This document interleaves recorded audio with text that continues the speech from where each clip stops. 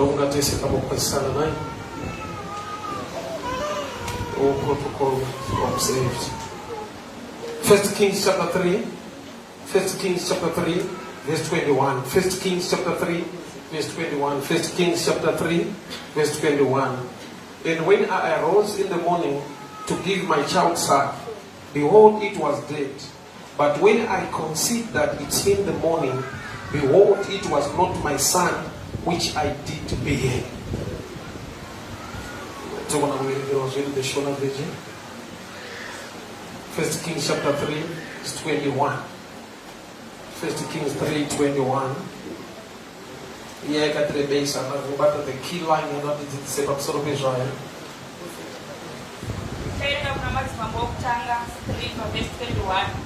Zvino ndakati ndichimuka mangwanani kuzomwisa mwana wangu ndikawana akafa, asi ndakati ndichimucherechedza mangwanani onei haasi mwanakomana wangu wandakabereka. Ipapo mumwe mukadzi wakati kweti, it's okay, it's fine. Yeah, I got the baby, but she explained as it's not matter. Baba looked at that in Baba Shokore. Kani tauri chipenyu mu upenyu wedu. Swakanaka nezvipenyu zvibatike. Nyasha dzedu dzititungamirire to recover whatever was stolen from us. In the mighty name of Jesus I pray, amen. Yeah, it's a long story. Nevakadzi vaviri vaigara pamwe chete. Vese vakava nevana. Mberi mumwe ndokubva usiku akaratira mwana wake akafa. Ndokubva aenda kunobira mumwe wake. Ndokutora wake akafa. Ndokubva aisa kune mudzimai mumwe waabira mwana. So padatanga kuverenga mumwe mukadzi amuka mangwanani achida kuyamwisa mwana wake. So Bible rati ndakatarisa mwana uyu ndikaona kuti haasiri wandanga ndabereka, ende uyu mwana uyu anga akafa. So pane utsotsi urikuitwa pano uneka kuchenjera zvishoma zvekuti abirwa asare asina chinhu, zvichiitirwa kuti anonoke kunyumwa kuti abirwa anosiwa aine something. That's why mukadzi paataura ati mangwanani, which means during the night pabiwa mwana paitika exchange. Handina chandaziva kureva kuti usiku iwo aibhabhadzira nekubata zvinhu zvisiri zvake, but achifungidzira kuti ndezvake kusvika kwaane chiedza. Mangwanani I looked closely ndikanyatsoona kuti haasiriye mwana wandanga ndakabereka. Ari kuba uyo ane uchenjeri hwekudai. Kune polisi, kune law muupenyu kuti chakaberekwa chinofa. So mai ava vane mwana akafa parutivi rwavo vaigona kushanda neiyoyo yekuti asvidawo mwana angofawo nokuti chakaberekwawo chinofa. Kufa kuriko, hakuna unojamba rufu, wese aberekwa achafa. Saka mai vaitarisirwa kuti vachangogamuchira kuti handizvozvo afa. Saka ndodii nokuda kwekuti vaitumumba vese vane vana, zvavainazvo zvaida kuti fananei. Difference yevanango makabereka nhasi mwendobva after 3 days. Kurati maybe vese vaipfeka mapamba kana manapkin, vese vane same age and everything. Saka exchange yaiitwa apiwa chinhu exactly chake, but zvaitora deeper revelation, understanding, kuseni kwane light kuti anyatsoona kuti ndiye here wangu, zvekuti afa ndazviona, but handingogamuchira kufirwa ndisati ndaverifya, because ndinogona kubatwa maoko nekuchema nhamo isiri yangu ndikasaziva kuti chiri pedyo neni ndechangu here. Life inodaro, ukaleka yandinoti original information, you settle for less. Message yandinayo ndekupa warning yekuti don't settle for less. Tine zvinhu zvatagamuchira nekutambira mulife, nokuti kune murau iriko yekuti ukapinda basa chasara kubuda. Saka iwo paunodzingwa basa unongochingoti ndozviriko, kana wapinda chasara kubuda hauchada kuongorora kuti bati kabudiro kangu.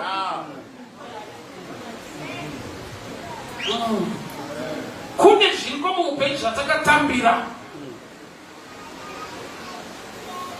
Kune mapolisi nemalaws atakagamuchira. Handisiri wekutanga kurambwa. Anenge arambwa achada kuverifya kuti zvina Satani mukati ndikurwiswa here. Anongoti zviriko upenyu. Kune kastatement kongoti zviriko. Ndini wekutanga here. So tine zvinhu zvatakagamuchira sina kunyatsoverify the original mind of God. It's unfortunate kuti Adam na Eve vakazobereka vana vavo vadzingwa mugadheni. Saka vana vakasamudzwa chokwadi kuti tiri type yemugadheni kwatiri kuno kuti takatodzingwa kwedu chaiko, vanogona kufungidzira kuti kwavari ndokwavo bozi vakaberekerwa ikoko.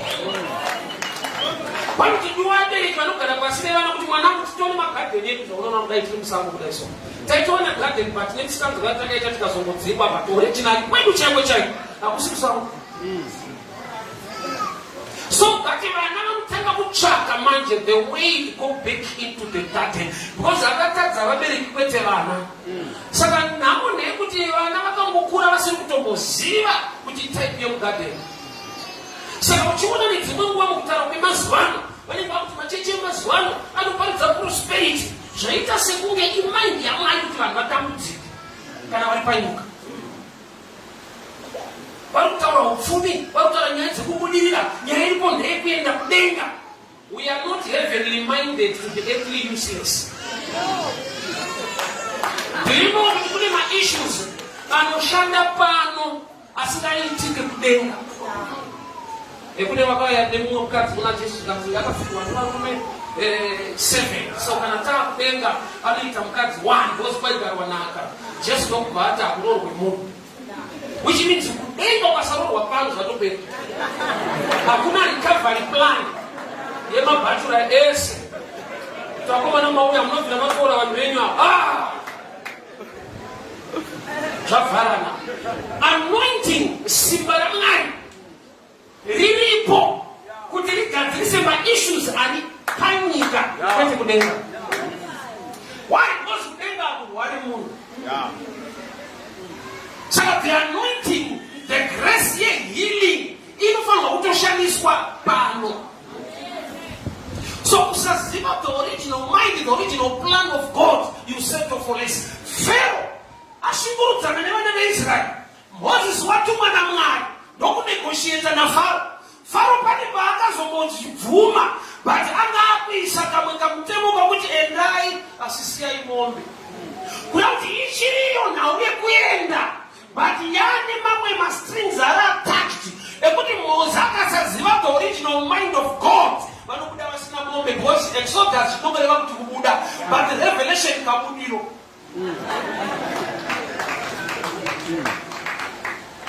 Genesis 15 verse 13 and 14. Mwari vachitaura naAbraham vanoti vana vachava nhapwa muIjipita for 400 years but they will come out.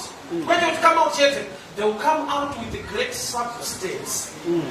So Moses is a type of a man ane original information yekuti Mwari vakagoti kudii mumazuva ababa Abrahama. Remember he was born in Exodus but Genesis 15:14 ndoiri kumubata kuti atibude tisina substance. Saka Moses ane information in older than him.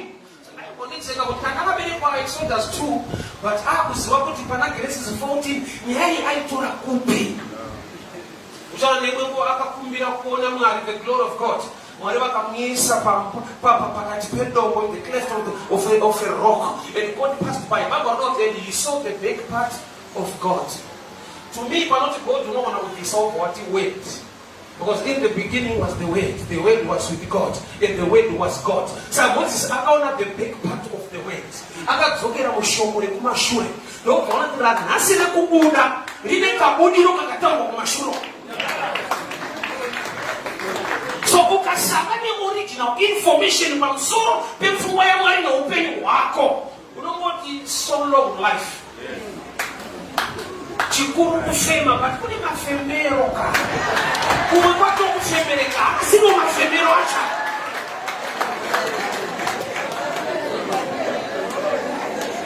Tini patinosimbisana nekutambira mamwe masituations.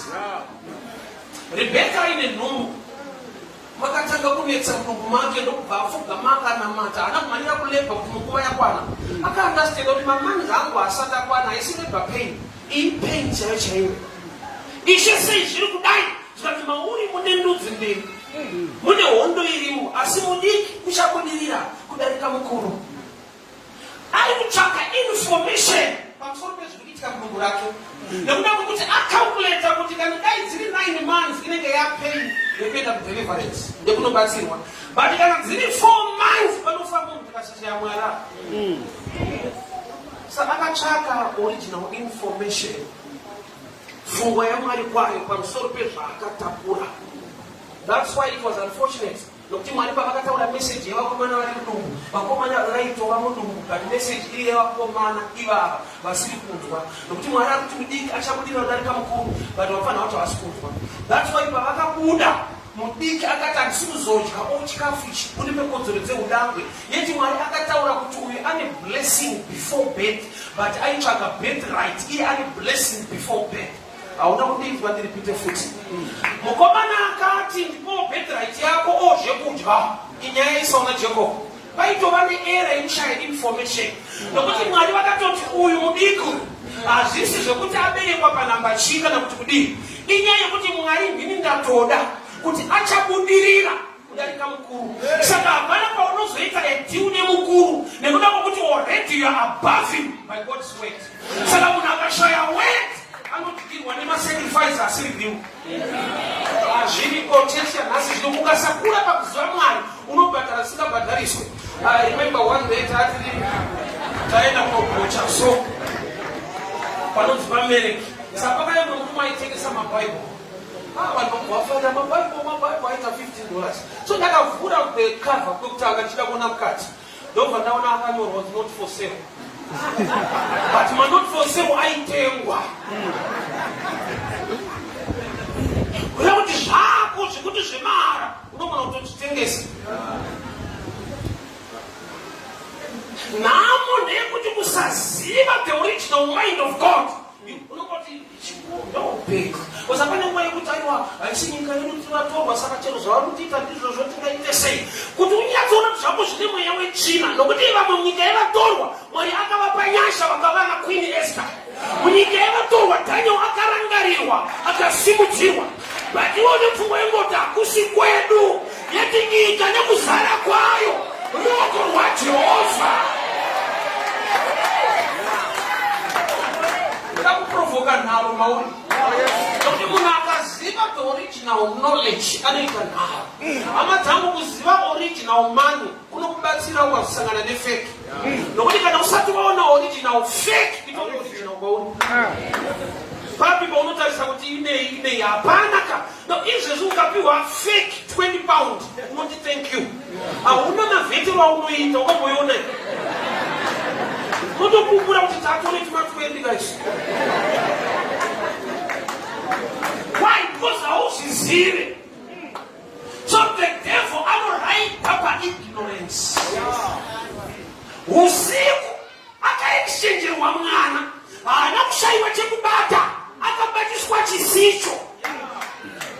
Kune atanginika mulife yekuti wewe haushayi chekudya unotodya. But ukazorwara utadya chiremba akukudza zvimwe zvinodyiwa unoti unotorerwa zvekudya wakadya zvisiricho. Why? Because havena akakudzwa chero kuti uda kuguta baba kuchovha unozonoti une problem uchitoguta. Why? Because uri kuguta nezvisiri paright diet. Zvauri kudya zvina maproteins icarbohydrate chete but iwe pfungwa yako ndekuti ndaguta. Chiremba ndiye anozokudza kuti baba muri kushotawo kuti maapples so. But azvinokuti unorara nenzara iyo uri kuguta nezvinhu zvisingachite life yako zvinokusiya wane problem. Unati hauna kutorerwa chikafu wakatorerwa the right diet. Hembe hauna kutorerwa hausi naked iwewe. Unotopfeka but problem wakavhutirwa kuchena. Saka utaona gore rinopera unomuti wakachena unowana kupfeka. Because amai vakabirwa mwana wakabirwa mwana. Tine vanhu vane zvinhu vanofanira kukumbuka nokuti vari palevo yevanhu vasina chinhu. Mwari akavatarisa chauinacho handicho chaunofanira kunge uinacho. Kuna akakutakudzisa nhamo yake. Vafa uchiona vabereki even mwana wavo amitiswa ine nokupamba achinzi Jeni vanotomubvunza kuti nai Jeni nombo ndeyani iye ari Jeni anayo. Unati vari kuenda dhipa kuti wakatakura zvinhu zvomumwe munhu. Ndiwo uri kuremerwa hapo but motoudza kuti akuremedza ndiyani. Ende ufunga kulemedza wacha kutojabuloko youtokuiwira so unotakura nyaya dzevamwe vanhu ukamjera kuri kuenda upenyu hwako intelligence dzako kuti dzakako nemaconnection dzako nemaproblems awinawo unyazoona kuti nhamo yandinayo haisiyawo wati ndega ndinombotraya kushanda nekungwavhangwavha nekudii but indazvioramba zvakadai kune vakaenda munyika yemwe yavo vakakusiya une something but usina chaizvo unofanirwa kuva nazvo mari unobata wakaipa wacho hana kushayisa usina mari unongobata yakangofanira nekuti hauna mari vafanira kuziva kuti kune mari yekuti vanhu vakati tibatsirione mari kusvika ndina mari ungi nayo wondoziva kuti iri paklasi yekushaya mari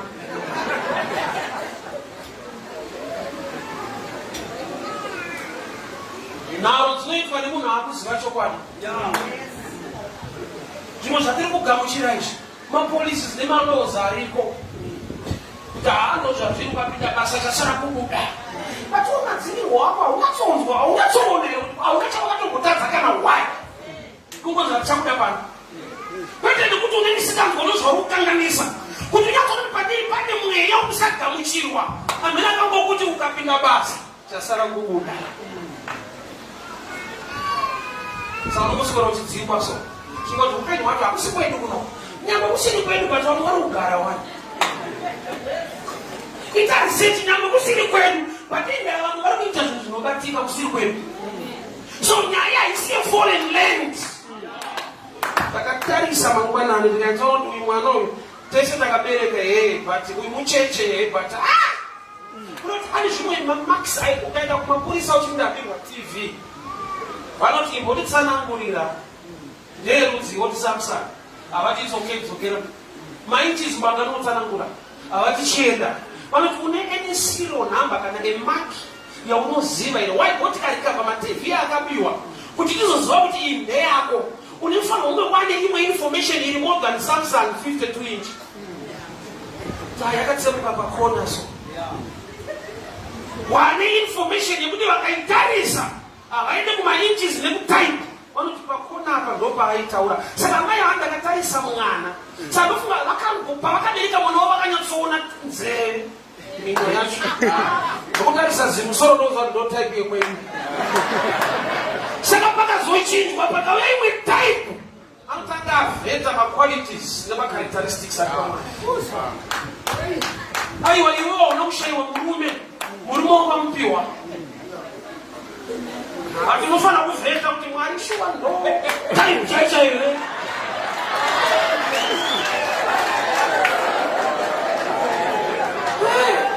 wanzi wakaipa hakutorere murume anokutorera rudo pamurume wako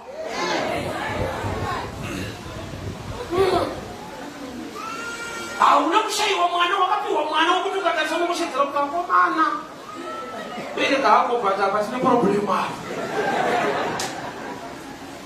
vana zviri zvipo kunobva kuna mwari but wowo vako hazviri zvipo maproblems wakaipa akavadyara musikanzwa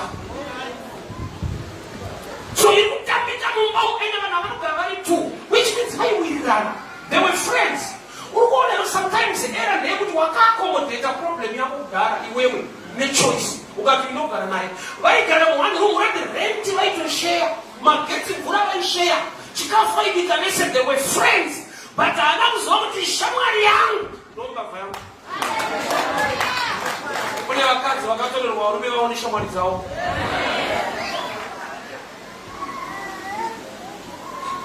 besti waenda nemunhu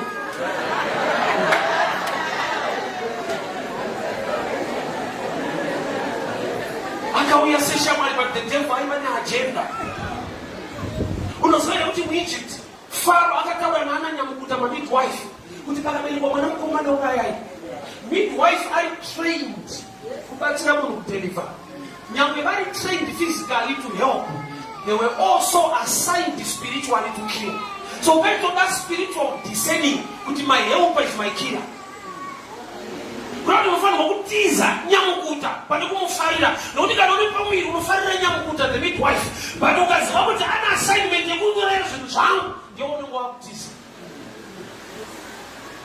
saka akaakomodeta tsotsi rake ndokuvatanga kugara naro. Ende tsotsi rake rine problem yekuti kana zvaro zvafa ari kuti zvemumwe zviiti. Ane mweya woshaisa anokuti haukaite zvipenyu zvangu zvafa. Ende kana zvangu zvafa ndinomuka usiku. Nyaya iyi very tricky pakudai. Kumataredzi mhosva vanoda eyewitness munhu akaona zvinhu zvichiitika. But ripoti yamai iri weird pakuti vari kuti mambo wangu ndakarara ndabirwa. Haitongeki ka waona sei kubirwa wakarara. Because dai wabirwa wakasvindira ikoko kuti uri kuita sei. Saka kana wabirwa wakarara nyaya yako haisi valid naturally. Saka mai ava kuziva kuti ndabirwa ndakarara. Zvakatora the morning light kuvheta mwana wavo. Ndokuziva kuti nyaya yatambika usiku ndakarara tisiri kuona. Unoziva kuti usati wauya panyika une nyaya dzakakumirira dzavamwe vanhu vakaita nyaya kwenyu dzakamirira kuberekwa kwako kuti chikuterere. Hausiri wakorowa munhu ukaita ngozi, hausiri wagadzira nyaya problems ese. Kuna akaenda akadediketa mhuri yake kuzvifananidzo zvaainamata, iwe uchingoberekwa so uri type iko. Mamwe machallenges atina watina kumatsvaga. Takaberekwa kwaakatsvagwa nevanhu vamwe vatinobvira taona vanga vakatofa kudhara. Mumwe nhamo yake akapiwa zita. Zokuti ndambudziko raainaro rine chekuita nezita raainaro. Anoziva kuti paAfrica tine vanhu vanosvika pakufa asina zita. Iye aine zita. Akatozofamba ndopaanobva kuti zita rauinaro nderatete kunoti hauna.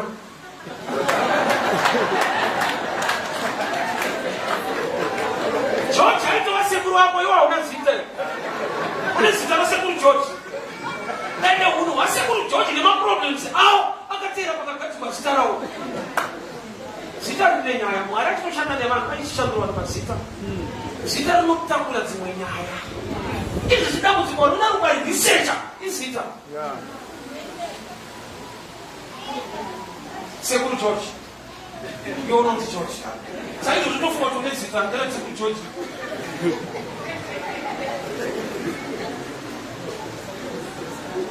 Hausiri wakazvitsvaka. Saka pane zvinoitika usiku murima uri anawe. But it takes light, morning light, the revelation, knowledge. Yekunyatsoona kuti haisi plani yaMwari kunirarama upenyu hwakadai. Iyi nyaya inotiita kure tiende kuna mambo. Wai tikada kukikirisana nemunhu muno murumu.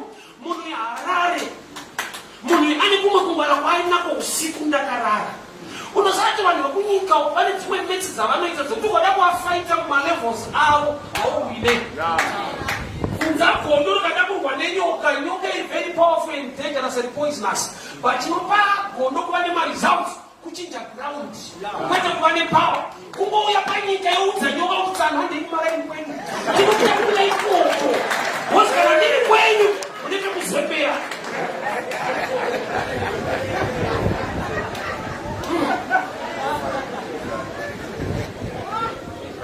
Ukada kurwa naye mukadzi uyu moyo uri maari ndewekuuraya. So zvanzi vakaenda kuna mambo.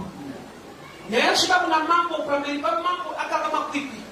Uyu anoti ndewangu, uyu anoti ndewangu. Nasatani dhimoni kamanifesta rechiti ndewedu. Satani hana munhu wakasika. But kana radhimoni rinoti ndewedu. Wakamusika here takamupiwa. There was a battle pamberi pamambo vanhu vachikikiritsana ndewangu ndewangu ndewangu ndewangu. Nyaba mwana anosvika pakuti ndewake. Neasi arikuziva kuti uyu haasi wangu. Anotoita sekunge anotodawo mwana wacho. Problem yemwana ndeyekuti haazive saidi rekuchemera. Saka ndikari maoko emunhu amuba kwete amubereka. Tsaona Mozisi neimwe nguva akagara kumba kwaamai vakamunhonga kwete vakamubereka. Mwanasikana waFaro haana kubereka Mozisi akanhonga. Akatokura ari kumba kwemunhu akamunhonga achipota achinoyamiswa kwaakaberekwa. Kwaruka kuna mukaka kune matoi, kune mukaka chaiko ndokumba kwavo, but anoswera kusina mukaka. Maskiri ekunhonga vanhu. Ende vakadzi ishago picture yechechi. Munhu anogona kuenda kuchechi kwaanotoziva kuti ndokwedu but shoko hakuna, mukaka chaiko hakuna. Unomhanya kuita ndito unotodzoka kwedu. Kwedu kune zvokungototi fari. Mwanasikana waFaro ane matoi, mukaka haana. Mune mukaka kuba kwa umosi. Saka ita sekunga na amai tu nokuti kune amunonga. So ana amai vari kukumidzana pamwana mupenyu vari pamberi pamambo. Mambo chinhu chaanogotora atori nyaya kubva kutaura kwawo. Ane action dzake nezvaanotenda. Akati kune muranda wake ndondipa yo bring me a sword. Banga pacharo kunoreva rufu. Vari kuda mupenyu. Mambo ari kutora chinhu chinotaura death. Ipo pachidiwa life. So mai vasiri muridzi wemwana vakataura pfungwa yekuti saka mambo nemuti akafanana tese touraya. Mai chaivo vakashaya revelation vanoti mambo wacho wofuta hana kwake. Tiri kuti ndiye asara iye akatopedzisa. Ukashaya revelation paunoponeswa unotozwa sekuva vari kukumukira. Imagine une nyaya dzawaita zvinhu zvakuomera wauya kuchechi wapotera watizira kuchechi panoparidza kuti Mwari anosumudza marombe upenyu hunochinja. Iwe wavharwa mari dzako marhanzu dzawaitamba usina kana sei uchingopinda muchechi wobvanza offering time. Unoziva kuti vaakundipedzisa. Unoziva kuti panzava pavanena anondisiyane shoma but unofanira kukura shoma yacho iyo. Unoti chechi haina tsiki dzako mani. Ndakanyura madhira but ndiro irikufamba. Vari kutoda. Nokuti banga parabatwa vari kuda right interpretation. Saka uchiona dai wakaipa aiziva kuti Jesu anokunda nokuroverwa pamuchinjikwa haimubata. Vati paaitomurera pamuchinjikwa aitoti ndapedza. Yet victory irimo mukuita sekunge ari kurusa. Only if the devil knew kuti glory neredemption yehumankind iri pacross aitovakomana musambate but pakabhadharwa Mwari Judhasi akatengesa vakabata Jesu vakaisa pamuchinjikwa leka kudiscover kuti auina nekurohwa. Why? Because naturally unohwina nekurova. Saka Jesu avevererwa haana kuti ndapera akati zvapera. Vakavhunduka Satani kuti yake nyaya yedu. Una asina kuti ndapera kuti zvapera. Asi tine program atati chifambisa. Pabatwa banga pari kuda munhu anogona kuinterpreta. Kazhinji pacho shoko rinokubatsira rinotoda revelation kuti uritende nokuti unoita sekunge rinomurwisa iro richitouya kuzokurwira. John chapter 9 murume aiva bofu vaonoti Jesu wakakanya mavhu wakapfira pasi akanya mavhu akaisa kumeso ebofu and the man did not complain. Nobva awirirana nazvo. Munoziva here kuti mavhu ari sensitive kumaziso. Pakatosimuka changu kuti munhu anovhara maziso haudi jecha nemavhu kumaziso but kune imwe healing inenge kutoshorwa iwe uchinoda kuona. Imagine dai akabvunza kuti kanisa mavhu ndiani? Kwandini Jesu weNazareta unopora. Anzana aiwa ndopora sei kuti nditoshora.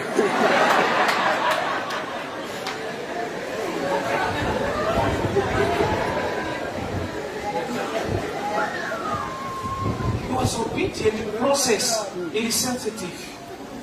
Akagamuchira the process it is sensitive. Akaiswa mavhu kumeso. Banga parakabatwa paroda right interpretation. Because banga rinenge rinotaura kucheka, kuuraya, kudivide. Nokunyaya yataura kuti I want to divide the child into two. Saka mai chaivo muridzi wemwana vakabatikana. Asiri muridzi wemwana akabva kuti nina mambo same team. Toruza tese mwana ngacho. Urikuona kuti mai vasiriwo vambouya vachiti kuna mambo ndewangu ndipei musauraya. Pabatwa banga vakataura message yekuti divide.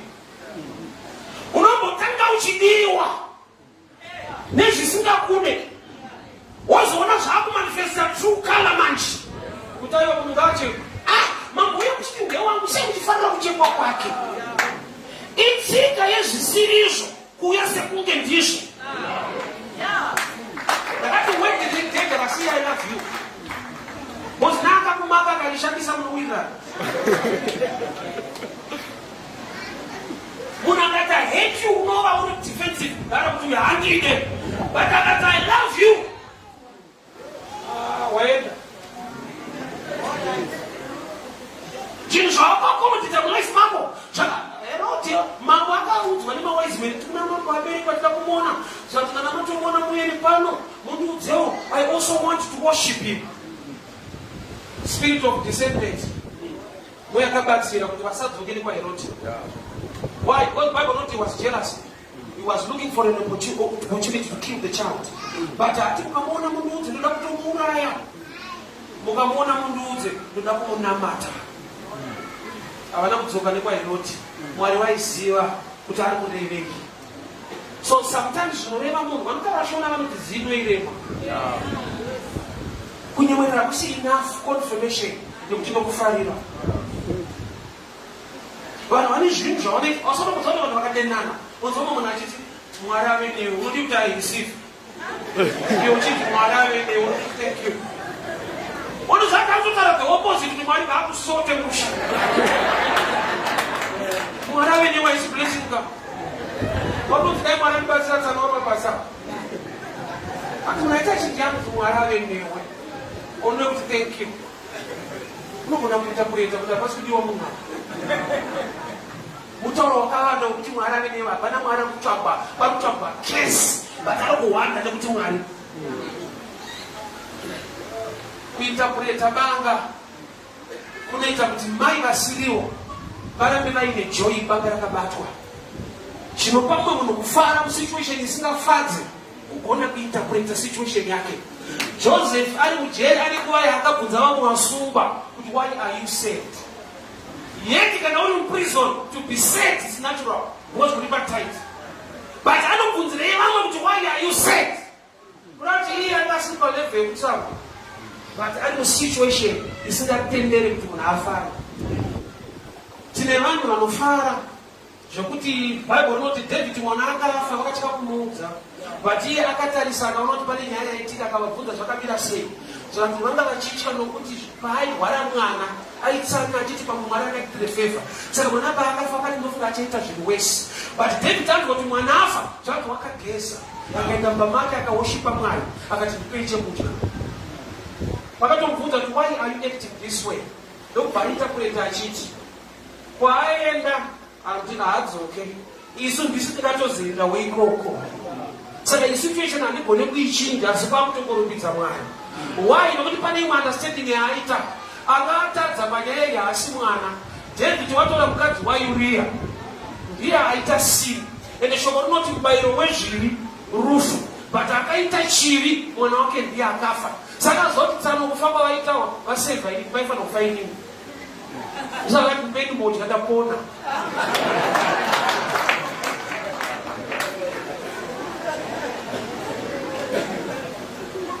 Rufu ndo mwana wake akamuudza kuti tsano matofevhwa naMwari. Mufana aende paitoenda munhu mukura. Kugona kuinterpreta situation. Banga parakakatwa shoko raMwari parinoparidza Mwari ngaakupe interpretation iri positive. Ugone kusangana nebreakthrough. Nokuti zvimwe zvaunofunga kuti asi Mwari hazvisirizvo ndopane zambuko rako. Bhuku rinoti kuna First Samuel haana achinamata nelipsi chete mazwi asamudai neshungu. Bishop Eli vakati kuna Hana unodai neiko kudhakwa newaini. A prayer warrior neshungu akanzi drunkard. It's an insult. Kuti munhu arikunamata Mwari kuti kuvharwa. But that insult akagona kuinterpreta ndo yakamupa breakthrough. Why? Because akati Mwari mukandipa mwana andiende naye kupandosiya pano. Competition iri kumbaka unosiyirei mwana ushaudzwa paaita ane zvaanzwa. Ndosaka kuti Mwari ndinokupai mwana. Why? Ari kuti Mwari imi mofuti maane problem hamuna pastor mune munhu ari kushauta mukangonipa mwana nokupai mufundisi uyu gara uyu basa renyu hachakwanisa pane kuencourage vanhu vari kunamata kutotishauta pana Mwari mukangonipa mwana nokusiyai bishop. Ende Samuel zvechokwadi akareplace Eli. Tukwa kwake kwakamuudza kuti pachechi hakusina pastor. Saka Mwari mukandipa mwana nokupai mufundisi pano pashata pana kakushaudzwa netsana havachaparidza. It was like an insult, but yava a clue yekuti aiwa kune problem nepano kwete kumba kwako. Kugona kuinterpreta. Banga rakabatwa mumwe akati mambo urayai divide the child. To me Solomon is the wisest. akapiwa wisdom naMwari. And this is the first matter yakujaja newisdom dzaMwari. How can a man anzwa kuti ndiye the only child asara ati ndipei banga? So shocking. I follow protect mwana by all means, but ali paanoti ndipei banga. Why una ane wisdom, una ane teachable spirit? Nyaya iyi yandinokwaridza yakamboitika. And I've explained why yakaitika. Genesis 22. Haina kuitika pakati pevakadzi vairwa mwana. Yakaitika pakati paMwari naAbhurahamu vachida mwana wayo. Ndipe mwanakomana wako Isaac waunodisa. Chakapedza nyaya Abraham paakabata banga pamusoro pemwana. Mwari vakati chiregera because banga ishoko raMwari. You rightly divide the words. So paakabata banga pamusoro pemwana. Mwari vakati ndazviona kuti unondida. Somutamiso ako ndokuona gwayana riri pachikwenzi. Kureva kuti zvako unodzoka nazvo kana banga rabatwa, but unodzoka nazvo kana une mweya wekupa. Saka Solomon waichaka munhu anotaiwa musauraya ipai. Giving ndo yakaliita kureceiving. Vaitupa vaiti ndipei havana kupiwa. Wakapiwa munhu ari kuti mupei. Vaichagwa language yekingdom. Kuti ukada kureceive, be a giver, not a beggar.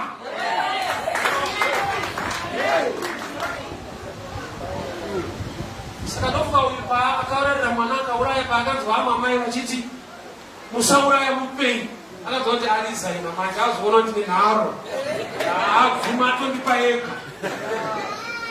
Mambo ndokubva vanzwa kuti ndeumwari. Kuti waunoona achitopa ndianofanirwa kupiwa. Ndokuti uyanga edi kutambira antu mwakachiti mupei. Akati mazoona kana tinobhadhara. Ngatitambire mambo ndokubhadhara watisupei worupiwa. Tiri kupa nokuti kupawo kune chekuita nerudo. Saka toti nauye giving is subject yelove. Nauye giving ine chekuita nelove. For God so loved the world he gave. Munhu akasada Mwari, akasada zvaMwari, munogona kumanikidza kupa lifestyle yabeliever kwete activity yepaCrusade kana paconference. Ukanzwa kuda Mwari, ukanzwa kuda zvaMwari, unomushumira kwete nemuromo bedzi, but with substance because you love God. And una understanding yekuti kupa kunorevei. Anda Abraham akabvunzwa nemwana wake, moto uripo, banga riripo, chibayiro chiripi? Abraham ndobva ati Mwari, the Lord will provide the land. Ndozvaangauti when achibva kumba? No. Achibva kumba akanzi uya undipe. But achipinza goma akaudza mwana kuti Mwari vachatipa gwayana. Ndora vakapiwa here. Achitora kupi?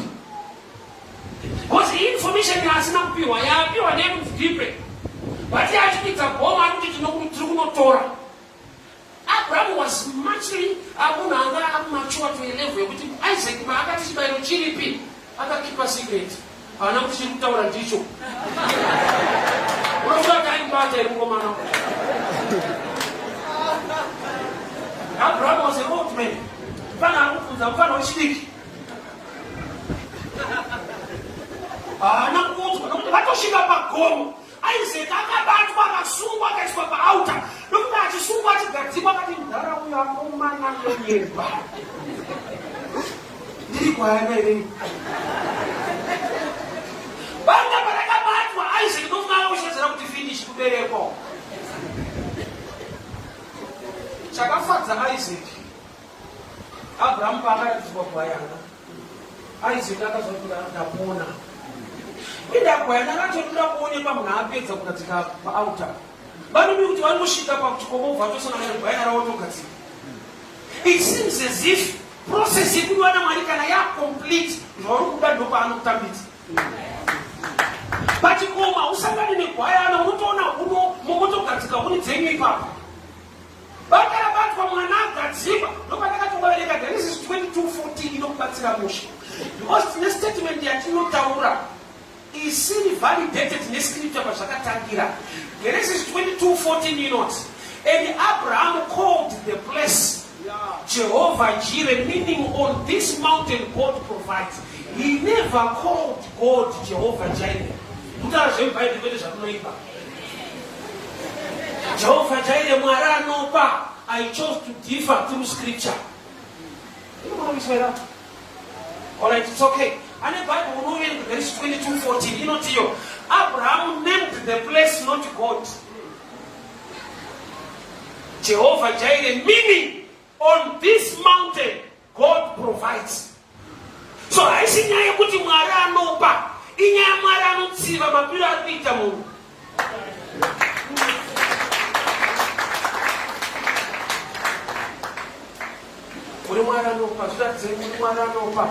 Jehovah Jireh, food. My sister came. I know what Abraham named God Jehovah Jireh, the God who provides. He named the place. In Mark 14. So Abraham called the name of that place, the Lord who provides. Jehovah Jireh, I don't know if I can mention. That is what the knowledge was. Which I remember when frustrated was here on the mat. Which I asked me to say, but Jehovah Jireh. Sometimes, that original information you know about Sida. The original information you have that she was a church. You need to talk to one of us, never see them, no matter what. Don't take out of the Mara Nopa. It's a Wada Nopa, but she gave up Pirake. And it's a good way to the moon, but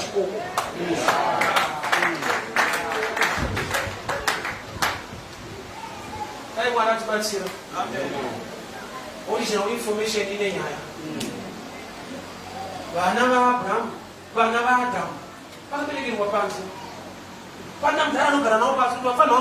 Who got a little sample, but type him got the injection. Who go buy somebody, but where would you? Who got it? But all baby Wapanzi. So Shida, I know original information. That's why even Eve and Adam were the first couple who dedicated the first made in the Bible. Monday Mutanga and the Adam knife, Lanwaman. What a big Monday Mutanga. So I was shocked. In the Machipiri come a problem today.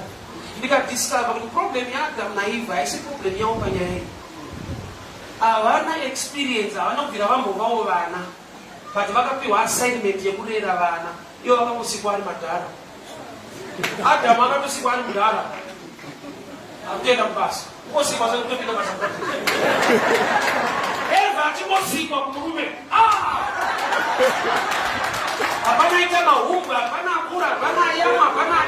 So experience is substitute with intelligence.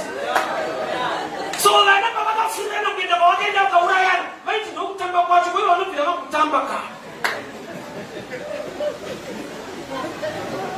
You know, every stage in life, I don't place I demand what you can all shake to cut. Every stage in life is valid, eh? Because I tell my own, not a miracle. So you know what we must say, we must switch to see. We don't go back to Chamba.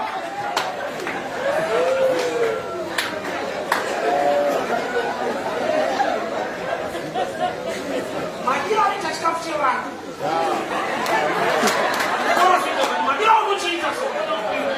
I didn't find a Chamba. Which I'm a quick video on the map.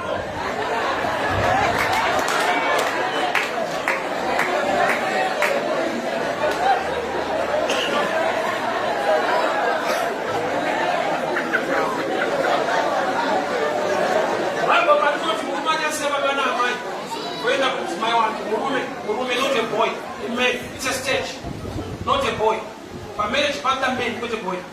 Okay, the only boy who's not one man. What white boys? What do you buy? So I'm going to check it. What we need to come to I want to push on us. Can I put a board of my name on the night? All boys.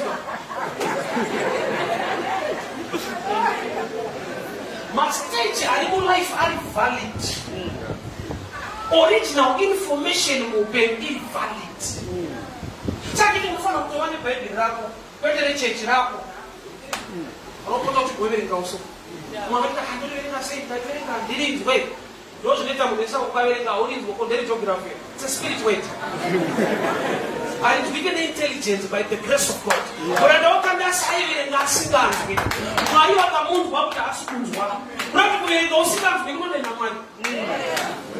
Wanda kusanzwa kwacho iko kuchivereka kwetoti hauvereki. Akatumira munhu akamuinterpretera shoko.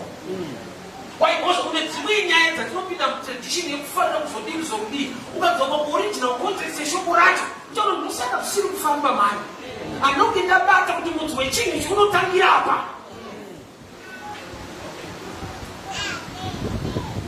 Saka maki vakarevera mwana vakauraya. Vaida kuti mumwe wavo waite loss. Iprayer yangu number 1 yekuti Mwari vasakutendere paurosarudza vanhu vemurife yako museko yeupenyu hwako. Usakomete maproblems.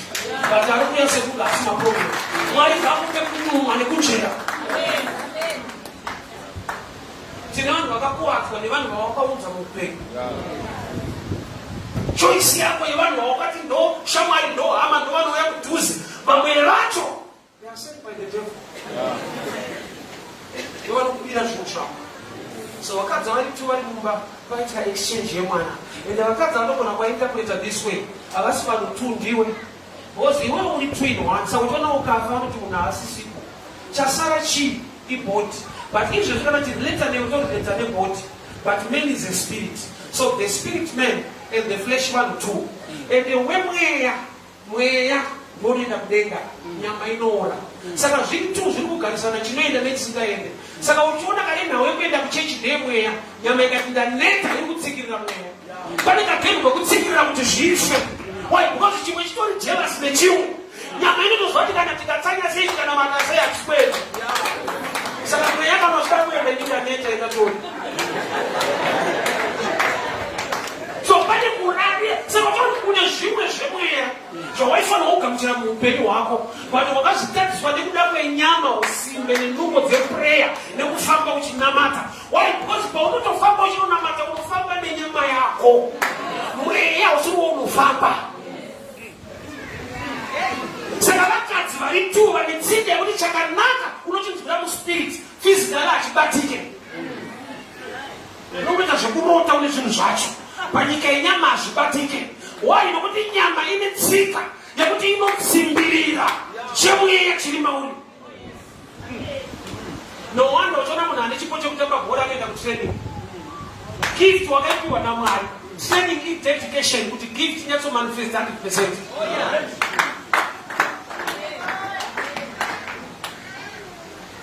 Saka nyama indonamai vane tsika yekuziva zvimwe zvinhu. Takangotsanya chete, breakthrough yake iri kuuya. Vere kunzi uri kutsanya unonzwa ine type yenzara inyowana. Inotanga na 6%.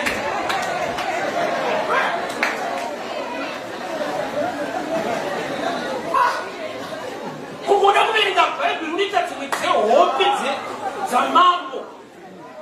Kungoti one line so hakuna munhu. Watomuchanisa ipo. Tell what nasi fasting. Vanokwana 8 unenge waaright. Wasoma kuti wasvipira nasi kutsanya. Uchingoti mafuti mukanozogwa Saka unozogwa kuti zvavharana watsenga.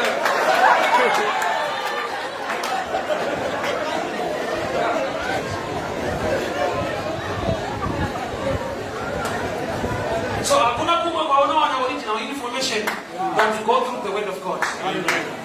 I challenge you to have the word in your life. Iva neshoko raunorava nekuverengwa chichaka nekuziva pfungwa yaMwari. Why? Because shoko raMwari is light. Light ndorinotendera kuona zvinhu zveupenyu hwako. You must see your life through the word. Nyangwe Mwari vasingarevi nhema ndo vakataura mushoko kuti let the birds fly. Nanhasi ostrich aibhuruka. One of the birds. Hakuna Bible rakati let the birds fly ikaiswa koma ostrich ya 2 heavy.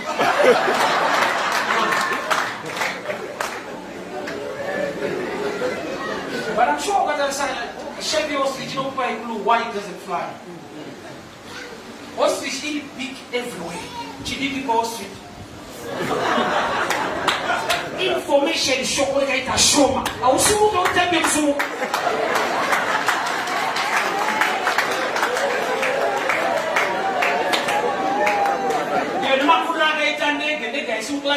Let things fly.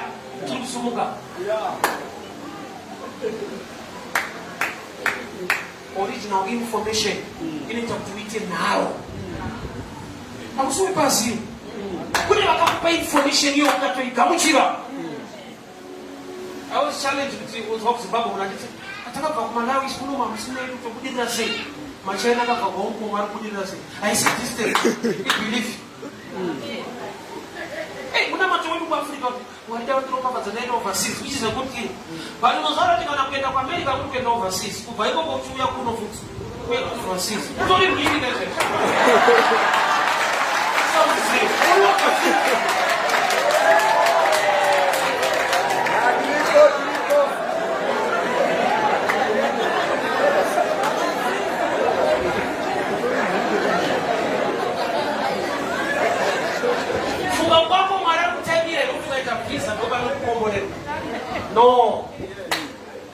No. Hazvina basa nenyika. Same Bible rekuAmerica ndo same Bible rekuAfrica. It's the same God. Hataini kuti mukabva mukaenda kunosumuka. Obedience, action, trust, faith. That is not a respecter of persons. Unokomborerwa uri ikoko.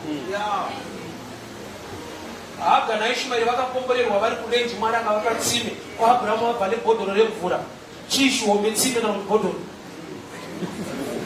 Kumba chaiko vaipiwa bhodhoro kwaAbhuramu vari mugwenga vakapiwa source tsime. NdiMwari anoropafadza mugwenga kana kumaraini. Inyaya yekuti uri kugwenga kana kumaraini uri kuitei.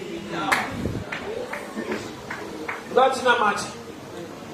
Chakadiwa mulife mako unochiziva kana unotombonyumwa so kuti life yandorarama zvisizvo mashandiro andinoita kugona kwandinoita zvinhu aiwa ndinofana kunge ndiri pastage. Hauna kutorerwa mota wakasiyiwa uchidhiraivha isiyo so wakaibada kungoti chero muchifamba wasanokunza vanhu vachiti chikuru kwenda kaendero